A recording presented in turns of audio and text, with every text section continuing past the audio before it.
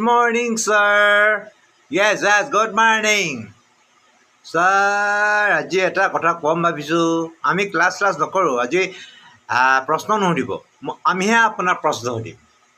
সুধা মাষ্টৰজনে ক'লে তেতিয়া 3টা প্ৰশ্ন সুধিম কৈছোঁতো এটা প্ৰশ্ন হ'ল আপুনি এতিয়ালৈকে বিয়া কৰা নাই কিয় আৰু 2 নম্বৰ প্ৰশ্ন সুধিছে ইহঁতে আপুনি কেতিয়াবা ছাৰ গান গাই যে ডিস্কাভণ্টি কৈ যে ক্লাছত সোমাই আহে সেইটো কিয় 3 নম্বৰতে আপুনি ভাবেনে আপুনি এতিয়াও ডেকা হৈ আছে আপুনি বয়সত বৃদ্ধ হৈছে আপুনি কিন্তু ডেকা হৈ আছে এনেকুৱা হ'লে ভাল এই স্বাধীনতা দিৱসৰ দিনা এইবোৰ ক'বলৈ পালি ফ্লেগ আনিছে নে নাই